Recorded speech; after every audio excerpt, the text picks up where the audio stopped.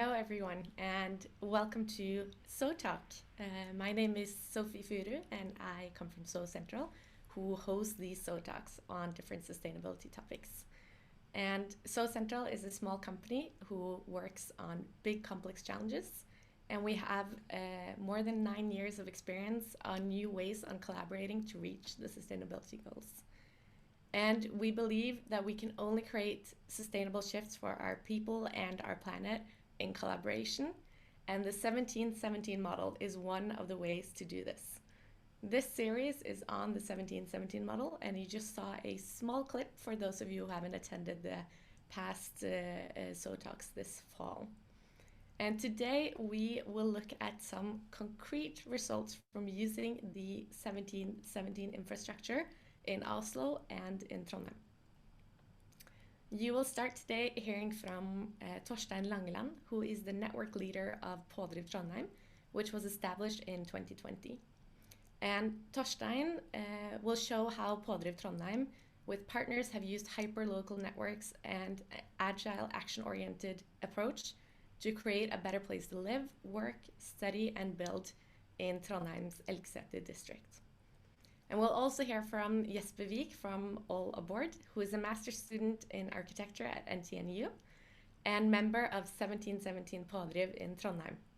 Jesper will share with us today from the Living Abelsgate project and the work of building a wooden toy tram on Dalsenge Torg, and how the old tram stable will be transformed into a multi-use area for various businesses, neighborhoods, students, and the city in general. And after hearing from Jesper, we'll travel to Oslo and hear from Olav Sunde from Resirkel, who will share about the Circular Resource Center for building materials located in Oslo. Increasing the reuse of building materials has a high priority in Oslo, Norway, and the EU. And Resirkel and Statsbygg has used the 1717 infrastructure to experiment on making a more open source circular resource center for Oslo and the surrounding area, which we'll hear more about. Then we'll move on to Stina Låstad, the network leader of Pådriv Oslo, who will tell us about Vollebekk factories, which is a concept that uses unused spaces to stimulate sustainable urban development and promote and support circular economy, social entrepreneurship, and different neighborhood activities. And then last but not least, we'll hear from Sandra Skretting from Pådriv Oslo, who will talk about how to empower young people in the city development. So what does it take for an urban area in a vast transformation to become a young person's dream district?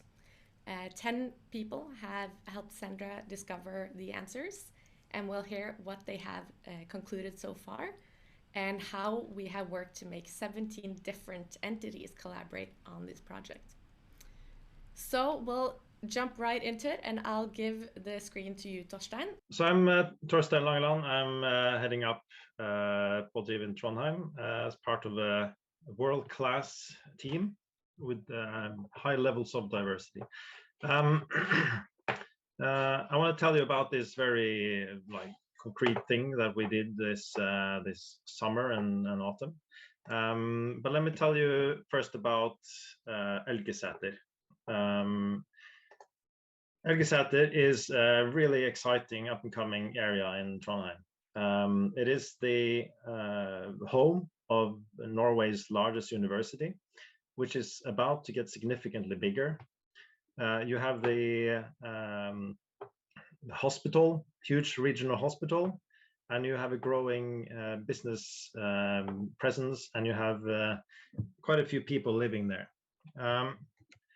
It's also now established that this will become a world-class innovation district for a sustainable future, headed up by Trondheim Tech Board, which is a consortium of university and big businesses and research facilities.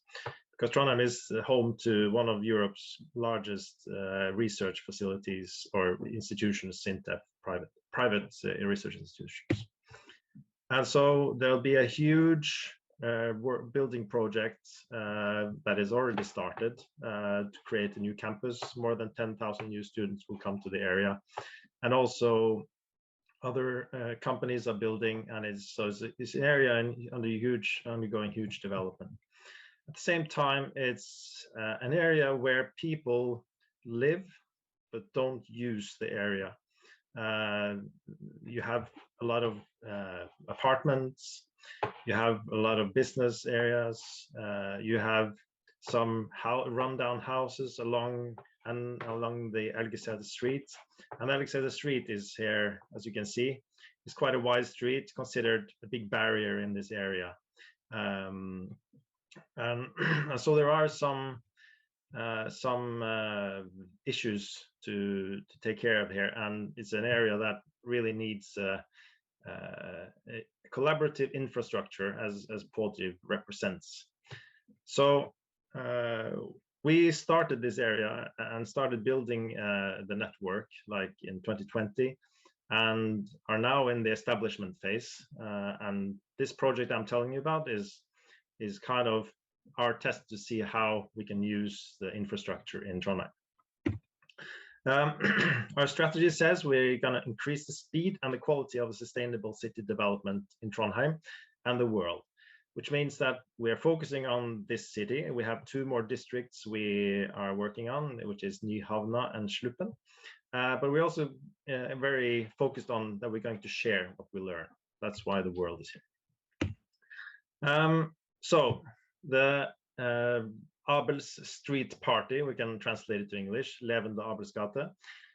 It's a collaboration between Pådriv, Bøker og Bylab, which is a local like giveaway library. The library is a part of this, and the Sustainability Center of Trondheim.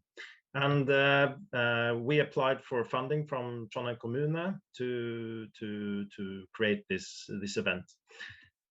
And I'm just going to run you through now how we did it. And this is all kind of the core of what Pådriv Trondheim is about, the doing platform, as is mentioned earlier. We gather the perspectives needed, and we do positive change. So we don't talk about it, we do it, and then we share what we learn. So what we did in this instance, we're continuously building the infrastructure, which means getting to know all the people, getting new partners aboard, and creating a diversity of perspectives into everything we do. And in this particular project, we had 2 workshops, digital, that we created to gather the university, the commune, the people living in the area, the businesses, the owners of the area, to create new ideas that we were very concretely using in this project. And I think we ended up about 40-50 ideas that we were going to execute. And then what is so rewarding when you're in a workshop is that that you actually do it. And what happened was that a lot of the people who came with ideas also helped to carry them through. And so this is the first stage of the process: gather the ideas using the network we already have. Then we do what we want to do to create a better area. And what we did was create a street party, and it looks like a pretty normal street party. We had one of the property owners invited for a breakfast, where we surgically chose who were invited for that breakfast by putting leaflets into the mailboxes of the neighbors. So we wanted to get the neighbors in to talk to them. And that's what happened. There's about 50% students living in the area, but there's also quite a few families and other people, professionals. And so we did what you normally do in such an event: invite people in, have some free food. This is honey produced on top of one of the buildings in the area, and which is handed out. And you had like traditional things that you have in such a party, like painting, concerts, food, etc. But what we also did was, now that we have a method of gathering people into the area, and this is strategic in terms of building the infrastructure, because we want to get to know people, get them on our mailing list, and then we talk to the people. So we as Pådriv talk to them to find out what's important to them. Then we also created the platform for other organizations. So these two girls are from SIT, which is like the student welfare organization. They're talking about students versus other people living in the area, or getting input on that. Then there's NTNU property building a stairs as part of the in the area, and they're looking for input from people they don't usually talk to. In the normal processes, they get the normal types of input from the normal people, but they wanted input from other people. Then you have the commune, and then you have this project, which I'm going to tell you about, which is part of a study on NTNU. So what we did was we took the things that came out of the workshop and did it. So someone said, we want furniture and we want some planting boxes. So the commune, we just straight away went to the commune and said, all right, what do you have? They had some furniture that we could just put out there, and then they just put it up.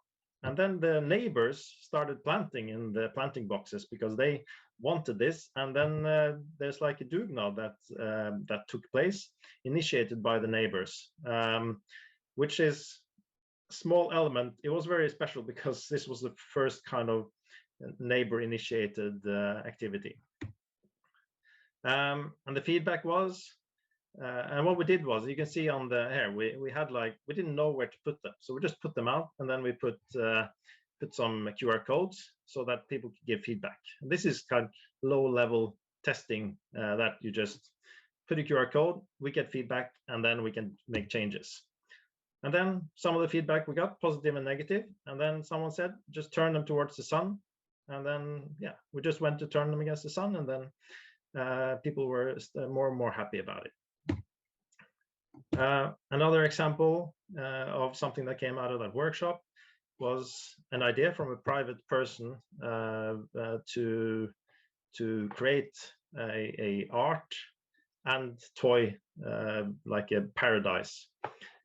And so it came out of the workshop. They wanted us to do it, and we organized it together with the people in the workshop. When I say we, it's the collaboration, the consortium that created it. And we had an artist that was suggested. She came and drew it up. And what was interesting was that you see the stars between the dragon here. They are created by a kindergarten who are involved in this. And that is a good example that actually doing something creates ownership to the place. This is the feedback that we got from the local kindergarten. And that actually now they're going there and feel a more ownership of the area. And this is what we're trying to create, ownership. And we can do the same for also other target groups. The tram is the same kind of concept, which Jesper is going to talk about later. There are more examples. One to the left here is a street art project that will be part of NTNU course, and which will be done next year. Here, we're talking about measures that last.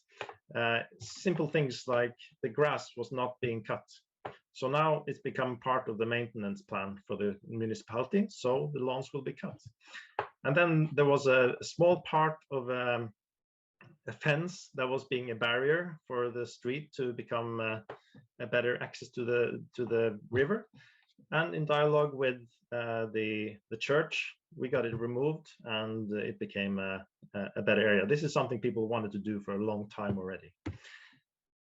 So very short, the achievements we unlocked, we got a lot of new people part of the network, which is like we're gradually building it up. We got some long-term value in terms of the structures that were created, and there's an increased positivity and ownership in the area, both from people living there, people working and owning there, and which culminated into another new initiative in the beginning of December, which was this lighting of the Christmas tree, which I will tell you about another time because I don't have time.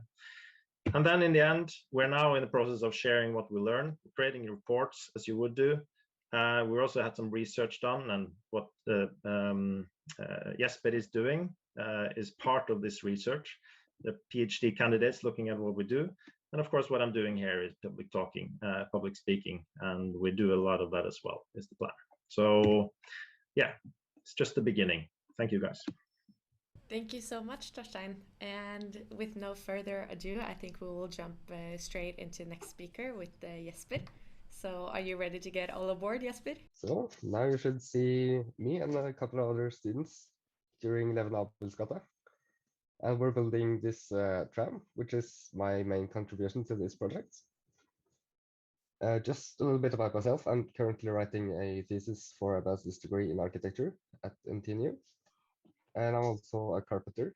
I took the license just before I started studying, so I know how to build stuff. For me, this adventure started with an itch to do something physical for my master's. And the easiest way to get the permit within the time span of a thesis is to apply for a temporary structure. And then I got this thesis to explore how this temporary format of architecture could be used to develop a sustainable city. I then sent an email to the municipality and asked where this physical project could do the most good. And they sent me to Pådriv and to the Elgeseter project. Here you can see a map of the surrounding area with the Elgeseter in yellow. And the idea of a tram working as a play structure came from a series of gatherings that Pådriv had before the summer. And then we were told that by the inhabitants that there was little recreational space for children in this area. And although it was considered safe, it was just not interesting for them. And also the nearest public playground was really far away. Then KLP, who owns much of this business area, is also really invested in developing it. And they wanted something to connect to the history of this area. And this history is mostly centered around the trams that used to go there. And their end stop at this old tram stable, which is not really a station, but it's where the trams go to sleep at night, marked in red here. And my personal interest was to do a physical building project to test out a bunch of things that would be relevant for the sustainability of other similar projects later on. I got help from Pådriv to get the necessary permits. And Trondheim or the municipality is really experienced in dealing with this kind of pop-up projects and have really seen their value. And then I contacted two other students who wanted some building experience. And we started building this tram in collaboration with Pådriv Lab, which is a sort of library plus. And then this building nearby. Yeah. And we wanted the initial design to be based on the imagination of local children. So Pådriv Lab helped us with gathering these drawings as a base material. Then we went to the local tram museum to get a look of the old trams that used to actually go there. And by the time we got there, it was closed. But fortunately, we met a really nice employee who let us in anyway. So we got a good look at the old trams and gathered a good impression of this sort of essence of the tram feeling. And we also got a small lid from a paint bucket that he gave us with the right color, because this color was really important for him. Then we went out to get some waste wood for building, and this was before we knew the extent of the project or what we were going to design, so we just had to take whatever seemed useful. And this is also interesting for the local waste management, because it's well, a new way to explore ways to get less waste. Then we went on to translate this essence of the old trams to a movable structure in wood. And we also faced two additional challenges. We needed this to be prefabricated, so we could build it at NTNU's workshop, which you can see here, and then transport it down to the site and assemble it during the 2 days of the event without using any dangerous equipment. Here you can see it's situated towards the old tram stable. We also needed it to be accessible for as many as possible, because it's public space. And so Pådriv helped us with contacting some people with deep knowledge of children with disabilities and what they needed of spaces. And after some designing back and forth, we ended with this ramp disguised as a platform. And now a legal slope for this would make this ramp way too big for this project. So we had to compromise and ended up with a quite steep slope that is useful if you have some help with pushing you up, or if you have a lot of willpower, apparently. Yeah. And then we got, through Pådriv again, a user test organized with the local kindergarten, who also has Eirik, which is in a wheelchair. So we got that moved around and tested its mobility, and I got to see where it would hit walls and stuff, so we could make the necessary adjustments for it. And after seeing how he and other kids use this tram, we got a lot of feedback we didn't expect. Among others, that this ramp, which is usually an element that just gets in the way, was really fun to just run up and down and around, and also much easier to deal with than the difficult stairs. And also Eirik would roll down this slope really fast, which was really fun for him, and then push himself up by himself, really strugglingly, just to run down again. And I think he did that like 6 times in a row. So that was really fun to watch. Then after a long period of rain, we finally got to painting it with the help from some neighbors. We based the colors on the old trams and worked with the contrast to make it as clear as possible for people with weaker eyesight. Now that the snow has come, we have seen that this ramp has turned into a sliding slope, and we see by the tracks around it that it's still in frequent use, and also that nobody has climbed on the roof yet, which was something we were a bit worried about. And while working with this project physically, we have met a lot of people, local people passing by.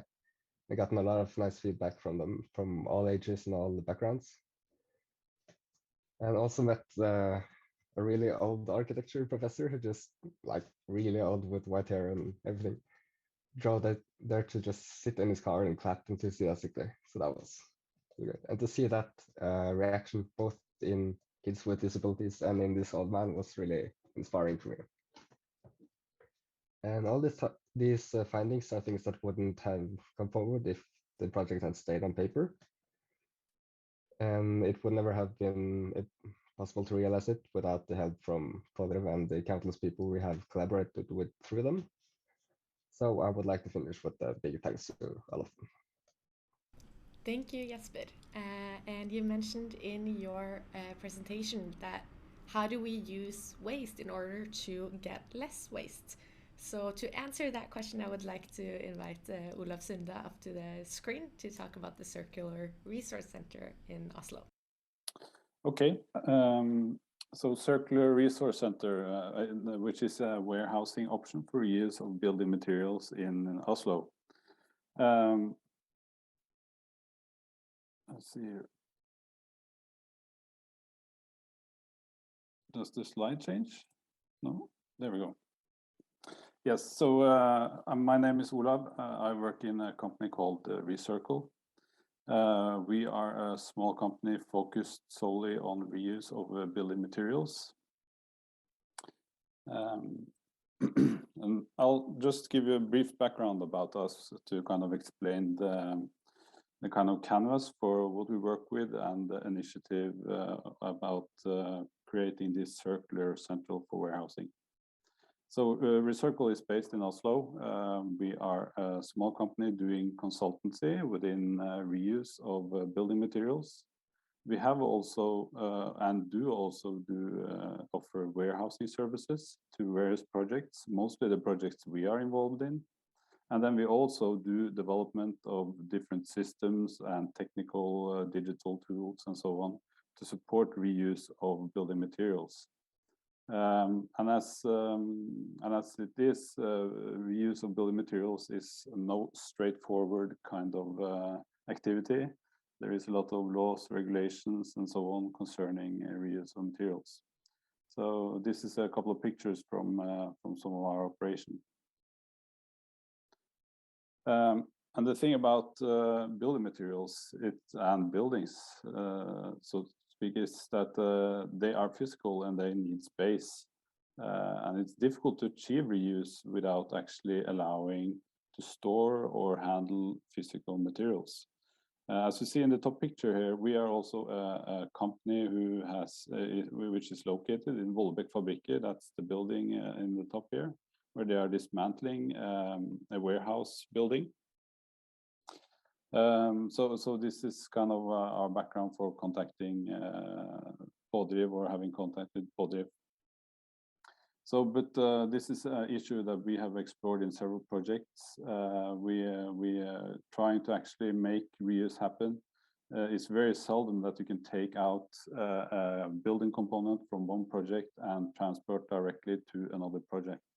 So then this need for a warehousing option or a temporary warehouse option arise. We have also been helping a very big project in Norway called the Elgeseter 13, helping them to achieve reuse in their project actually by offering warehousing for them. They had a big challenge to actually find the warehousing option for their project. And we've also been working for the municipality in Oslo to look at what can actually stimulate reuse of building materials and also office stuff in Oslo municipality. And that also pointed out that warehousing was a major challenge for actually making reuse happen. So with that backdrop, and when Recircle actually came to a situation where we were lacking a warehouse as well, we started to searching for options to make the warehousing situation better, not only for us but for projects in general in Oslo. So this is what the Circular Resource Center now is working on. I'll tell you a bit about the way to get there afterwards, but to start with the end in mind, it's the goal is to make a warehousing option for Oslo and the surroundings, possible to store reuse or materials that are intended for reuse, and potentially also take in materials that doesn't have a destination yet, but help them sell them. For instance, projects that are being demolished, and we can take out materials and store them, and then find the suitable projects. Very often, reuse materials need some work. They might need testing and so on. So that's also a plan for this facility to be able to do repair, testing, recertification. These are important aspects of reuse of materials.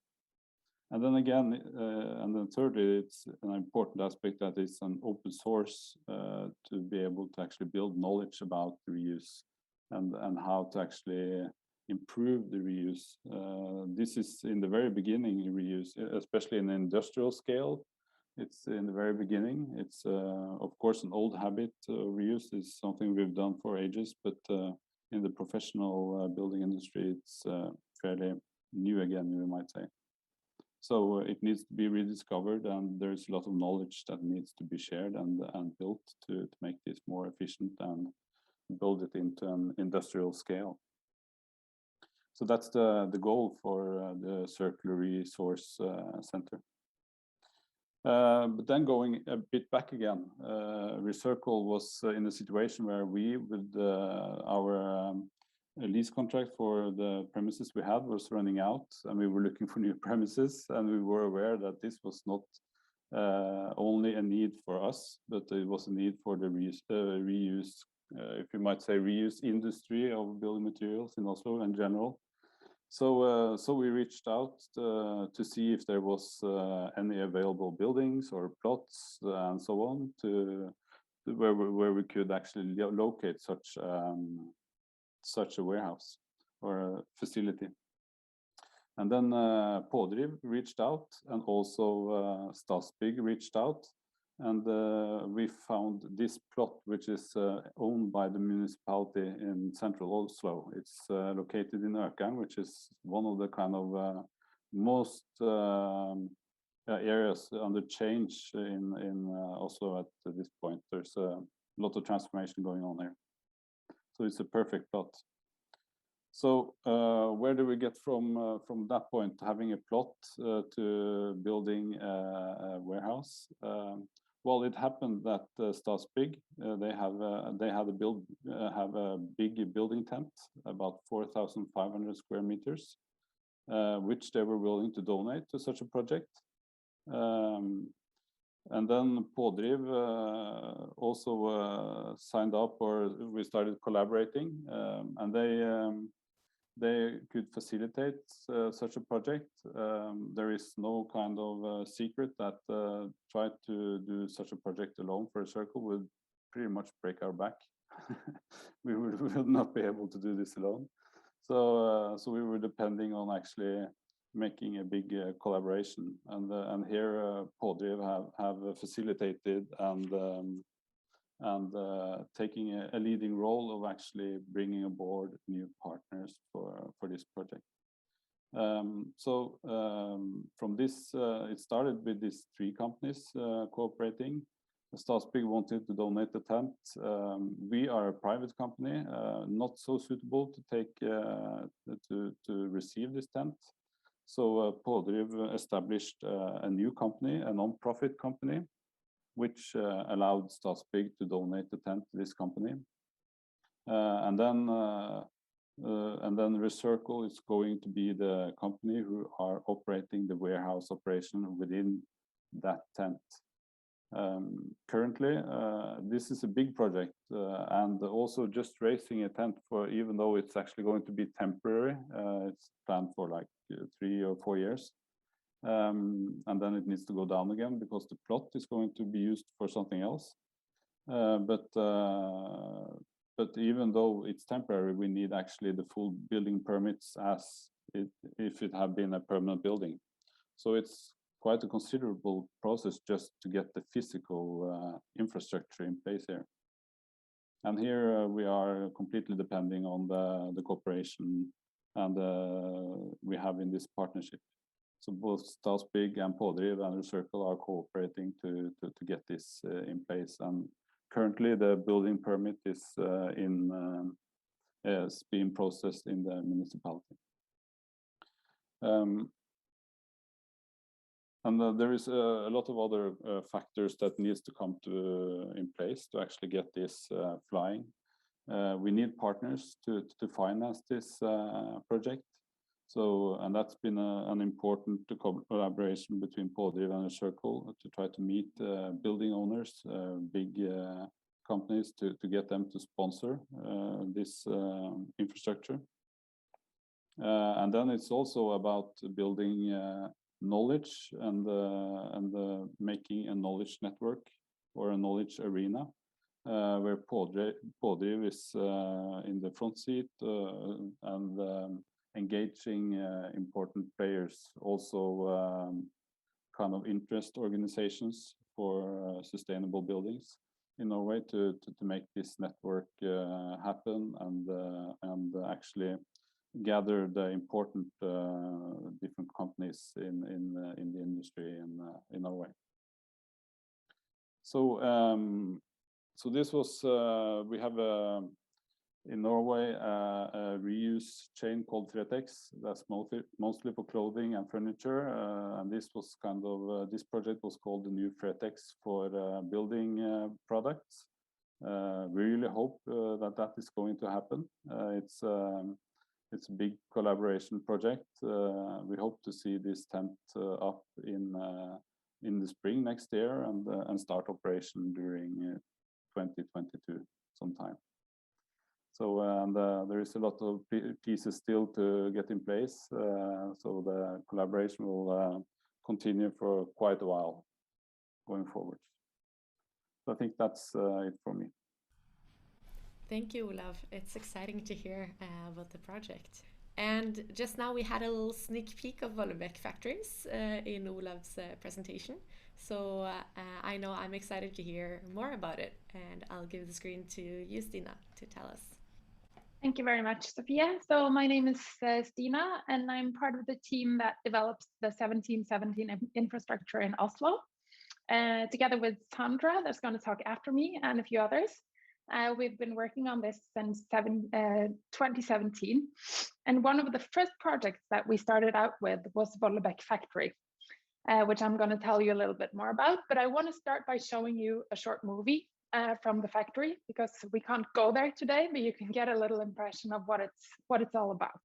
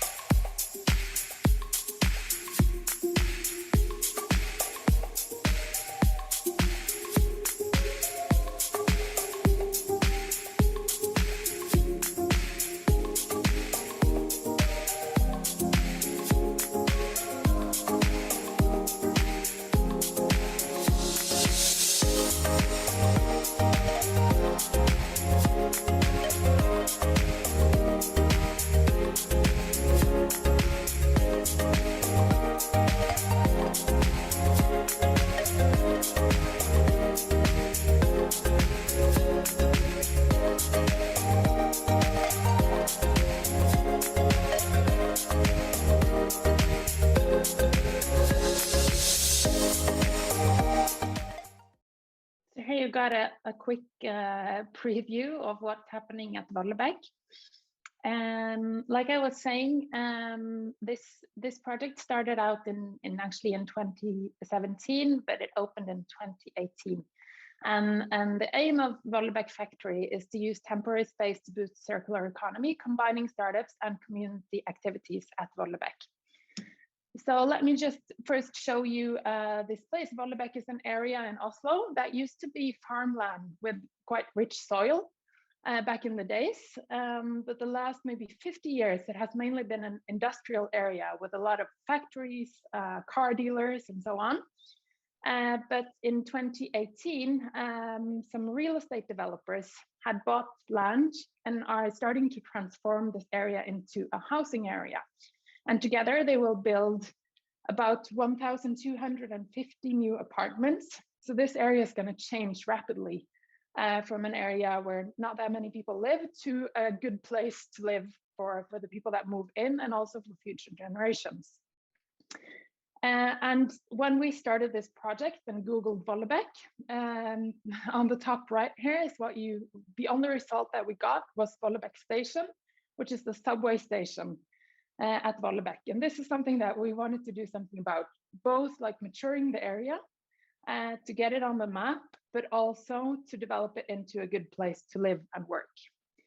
So it all started out actually with a few partners.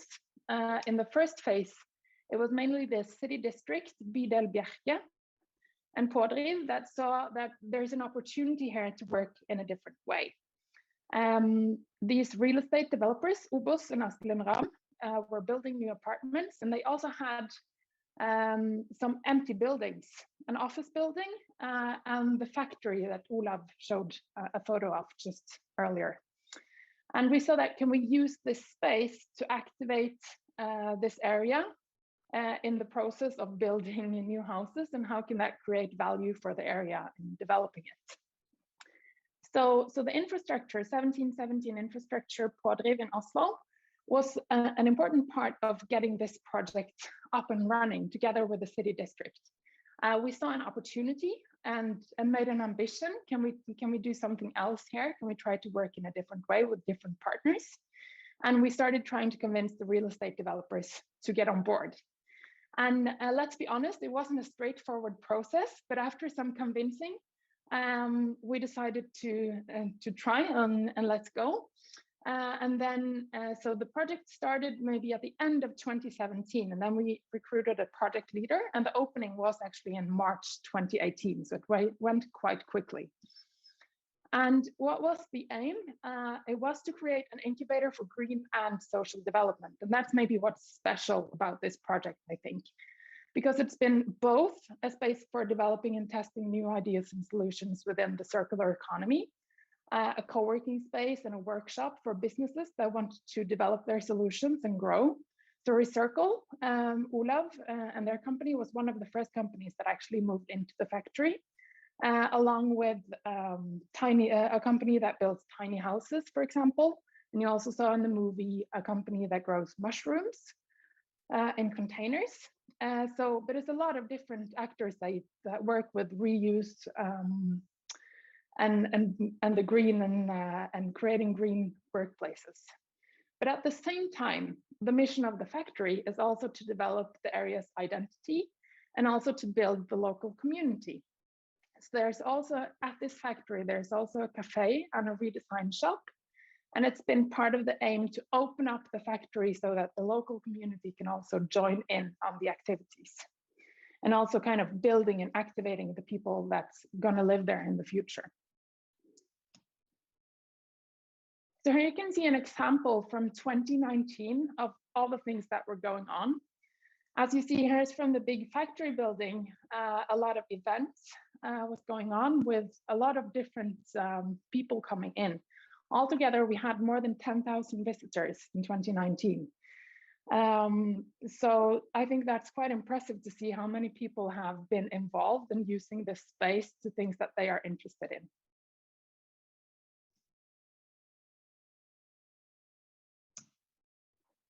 So we've made, in 2020, we made a report to evaluate what has been the value created at Vollebekk for the first period. And altogether, in these 3 first years, it's been 66 startups, individuals, and organizations that had their working from Vollebekk factory. And 40% of these were locals, which I think is pretty cool. In 2018, we had 10,000 visitors, 2019, 16,000, and in 2020, 3,000. And the reason for this drop in 2020 is both that the whole project has changed a little bit, like you saw in the picture from Olav. They were actually taking down the factory building. And that's a pretty cool result of the project as well, because I think if Recircle wasn't a part of this project, that would never have happened. Because we knew from the start that, because it's the real estate developers are building a lot of new apartments, we knew that this part of the project would be taken down. And the plan initially was to demolish the building. But as Recircle was one of the partners and one of the companies, they said, can we take it down and actually move it to somewhere else and use it again? So that's a pretty cool result also of what has happened here.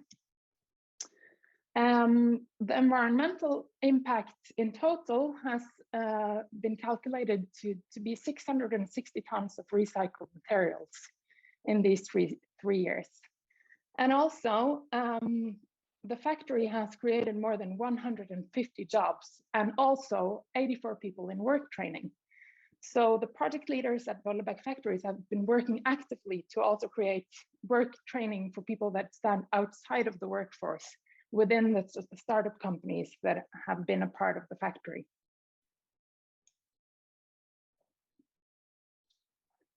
So that was a little bit first about the results and what has actually been going on at Vollebekk. But then the question is, how has the 1717 infrastructure been used and how has it been important?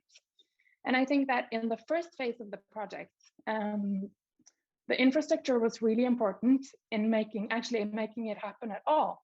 I'm not saying that it's only the infrastructure because it's the partnership that makes it strong. It wouldn't have happened without any of the partners, but I think having someone raising the ambition and also kind of sketching up the first steps.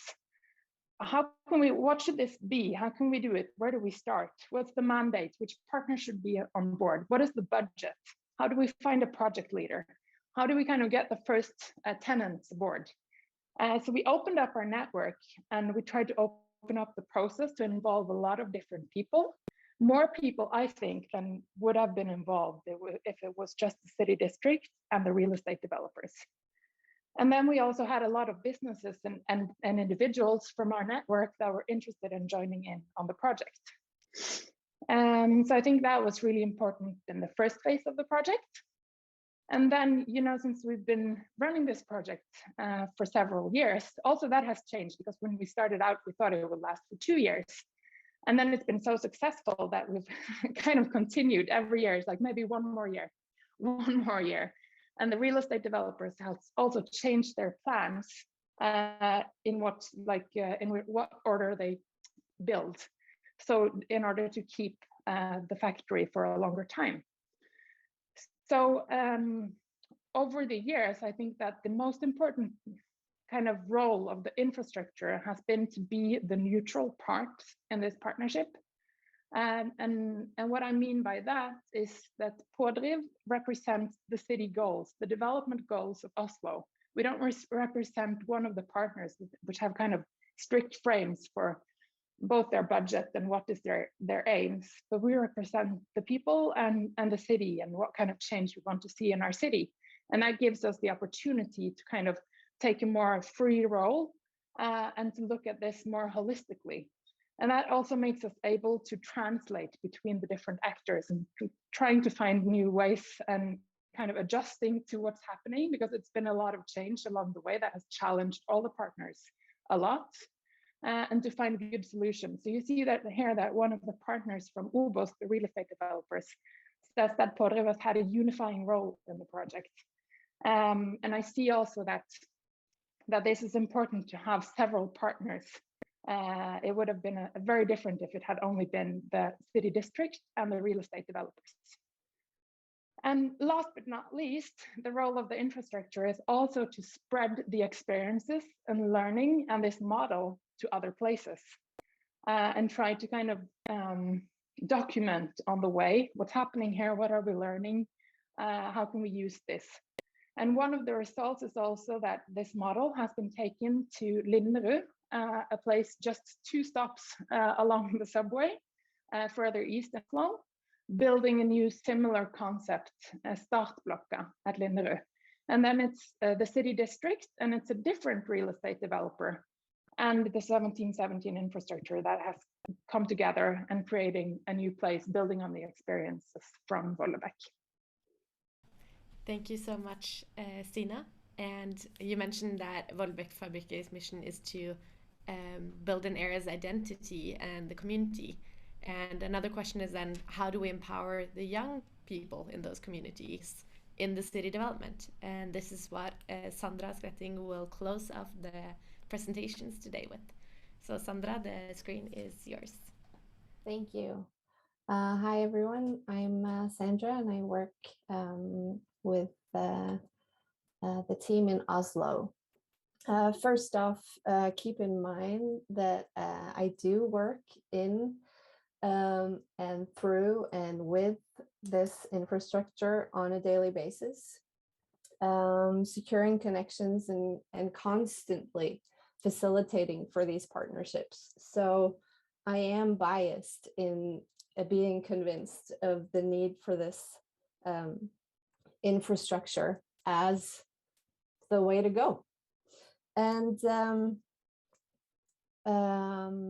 I also wanted to say, to start off with, that who should be here today and talk about this maybe should not be me. It should be the young people that I'm talking about.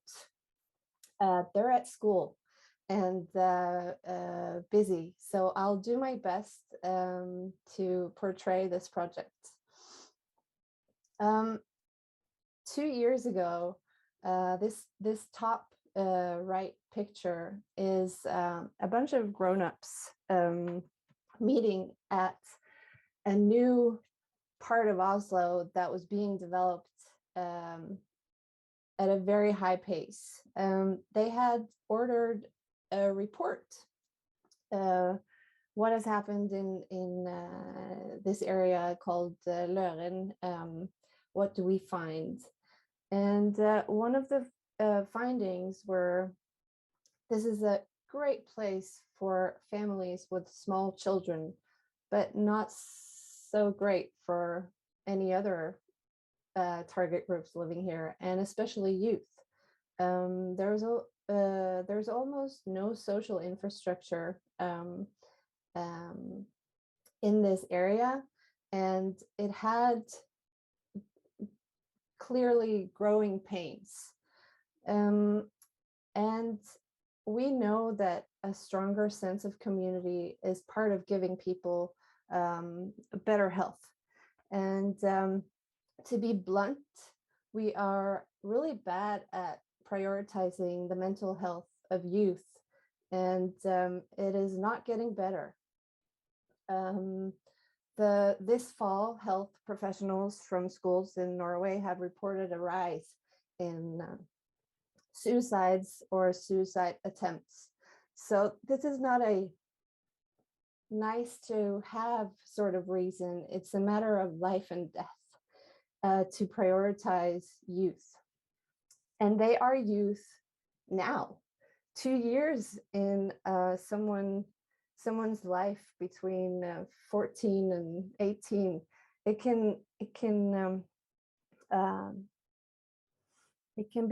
it'll be part of your whole generation. 2 years is nothing when you're developing an area from the perspective of property developers. This bottom right photo is from the subway station, which is currently the only place where youth can enter to go inside somewhere where they don't have to spend any money. But the problem is that they're not welcome there either. This need in this area came from reports. It also came from the local associations in this area saying that it's great that you're planning to have a park here in 5 to 10 years, but what about now? Someone needs to do something. And this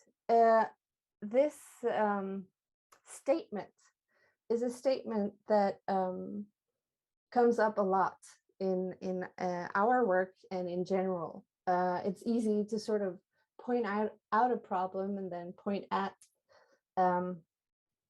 the need for someone to do something. And Pådriv is very often the answer to that because of the infrastructure that we have for collaborations. So we contacted some of the actors in the area, and from the get-go decided that obviously youth needs to be part of owning this problem as well as the solutions. And they need to be part, not just to give their opinions, but be part of actually developing better solutions. We knew that when we work together and when we point at the responsibility does not just lie with one actor, it doesn't just lie with the municipality, it lies with a bunch of us. We all have a responsibility to help our youth have somewhere to meet and somewhere to find friends and somewhere to be welcome. And so Pådriv's role was to sort of secure that diversity in partners. So we went out and opened up, and we had many people join in workshops.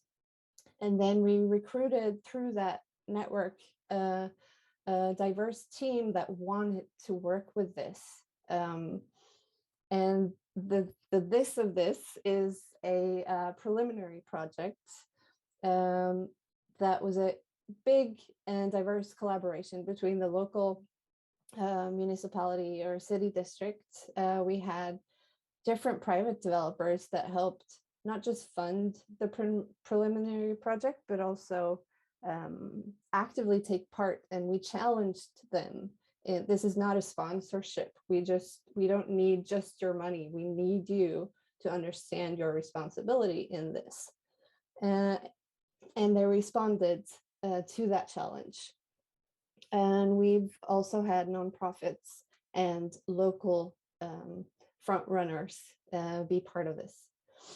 And this fall, we've tested from August till, I guess, next week is the last sort of testing of activities as part of collecting insights. And the kids that you see in this photo is some of the 10 youth living in this area that were recruited as part-time job. So they've been hired into this project, and the funding for that was through the local city district, because they have funding to put youth in jobs. So they've been paid to use their resources and to talk to the community, to working towards a bigger project and a more long-term solution for this area. And like I said initially, using the infrastructure is how this whole project is using the whole of the infrastructure that is 1717. And but it's also been a result that's become clear for the partners in the project, that it's actually valuable, even though it takes maybe a bit longer and sometimes it hurts because it's painful to collaborate with too many people, but we know that the results are more valuable and probably will be a better value long-term as well. And I'm not saying that we're not anywhere near done with this. This has been a few months working, but the results this far is that the partnership is going to sort of survive or take a new form, but a lot of the partners want to keep being part of this. And they have also committed to seeing how they can learn from this, and not just sort of a look at what we're part of. This is nice, check on our sort of involvement of youth, but they're actually wanting to learn, because this is a unique demographic that many struggle to find. And this I've put up 4 points of what the insight of this project is. We're going to have the 3rd of February, fingers crossed, we're going to have a conference where we're the youth are talking about the insights and what we found. But just to give you sort of a feeling, there is nothing here in this area, in my community, after you turn 12 years old. Anything good is being removed. If you see the pictures on the right, these are actual pictures from this area, where it says it's not allowed to play ball on this lawn. And the basketball nets have been removed because it was too much noise. So someone complained and then they removed it. So what was there is the little things that were there are being removed. And the youth keep saying that we don't know anywhere that we're welcome. Like I said about the subway station, it's the only place they can go inside, but they're also being told to leave.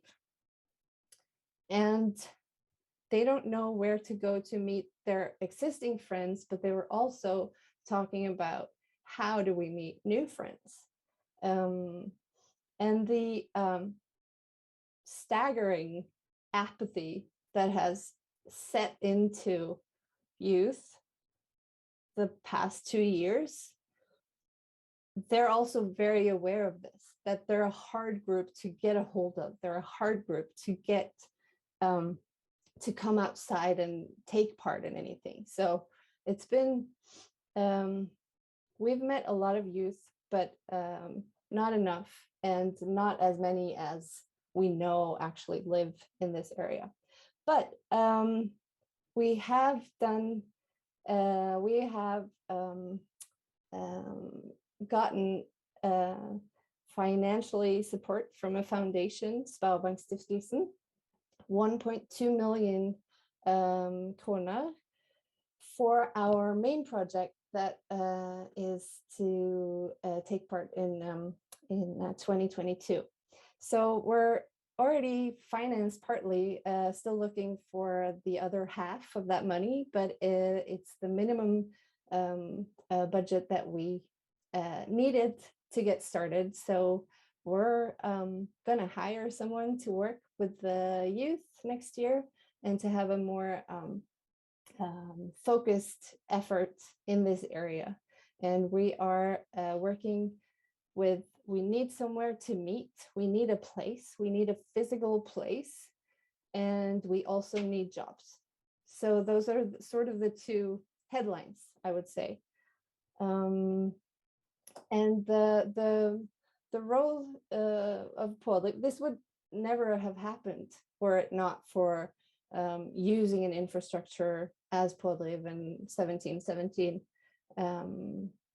And with that, I think I will stop. Thank you. So I'll invite all the speakers up on the screen again. So we can put up Jesper, Torstein, Stina, and Sandra here with me. So first, Stina, Ellen asked who initiated Vollebekk-fabrikker? Like I said, it's the partners, but at the very beginning, it was the city district and Pådriv that started out and got the other ones on board. Thank you.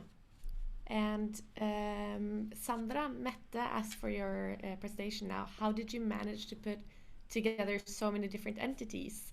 And what has been the toughest challenge in the pre-project? And will the youth in the project be involved in the project in 2022? I'll start with the last question. We're working on landing that right now. We know that the municipality has these budgets, and we know that some of the youth want to continue in this job. So that's what we're wanting to continue with. So we're working towards that. And in managing to get all these partners has been time consuming. It takes a lot of time in talking to and challenging and inviting people in. And it's been through workshops and meetings and phone calls. And when we had the team set after we've done a lot of open sort of efforts, the team it's also been challenging to have such a diverse team and not and having them be responsible for setting their own sort of frames for this work. So I would say that's been the toughest challenge, but it's also been having a preliminary project is sort of the way to go in testing exactly that. And now we know how we want to organize it in 2022, or we know some things that would help us organize this in 2022. Last question to Torstein, and all of you others can also jump in on this. Sandra said, love how concrete and tangible the testing is. Did the municipality meet any barriers in what they could or could not do in terms of facilitating for testing and changes? Would you like to elaborate on that? Yes, that is really interesting actually, because there were some processes but that needed to be followed, but all in all, when you had these individuals from the municipality that really wanted this and they really made most things happen, right? So they facilitated so that we could talk to the right people and to see what can be done and what cannot. I think one of the so in terms of the tram, for example, you know, do you need the permission to put it up? And there were some applications and stuff that need to be sent in. And so the municipality was very, very helpful, and it made me kind of think that a lot of things can be done when it comes to temporary things. It's often a matter of will. But there were some examples where it was like a mindset change that was required. So it's not the regulation, but it's like, yeah, we can't do it fully, but what can we do? What can we do without making trouble, you know?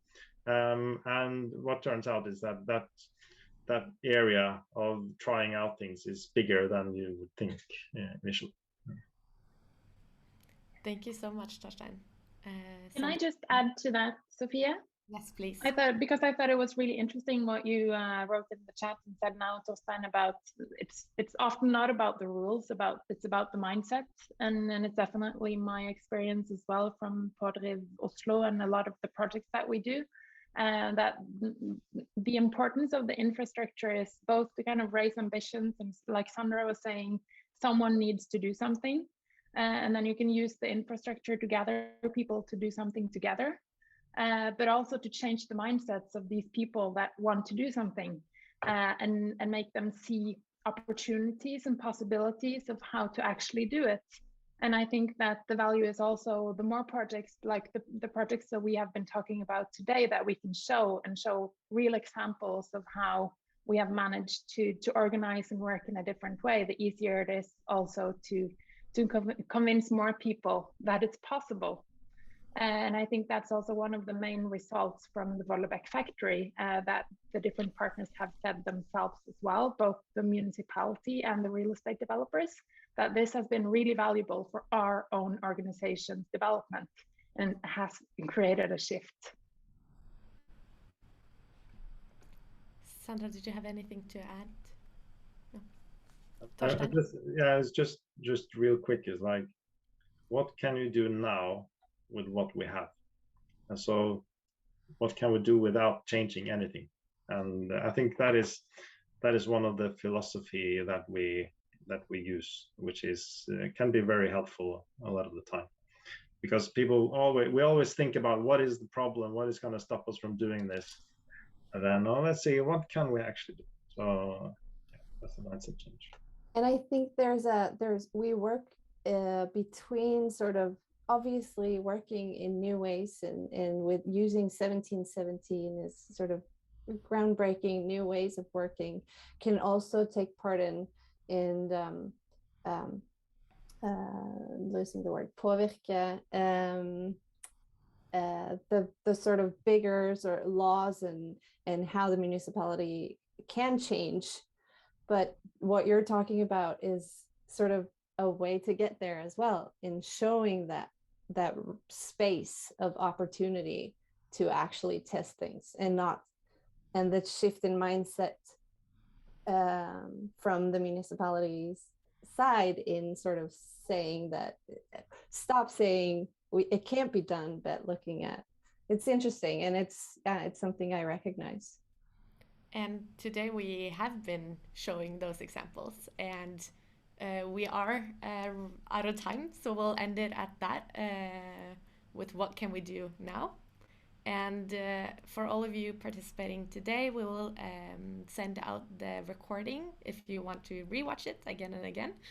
And it's also quite exciting that we are now talking to the C40 network, which is a global network of 97 mayors taking urgent action to confront the climate crisis and create a future where everyone can thrive. And these are cities such as Seoul, Rio de Janeiro, Istanbul, Paris, Nairobi, etc., who are interested in this methodology and want to see if they can use the 1717 model. And these examples are therefore inspiring the world, which is really great. So thank you all for taking part of today's SoTalk, and for all the speakers for their really inspiring presentations. And then I hope you all have a wonderful Thursday. Goodbye, everyone.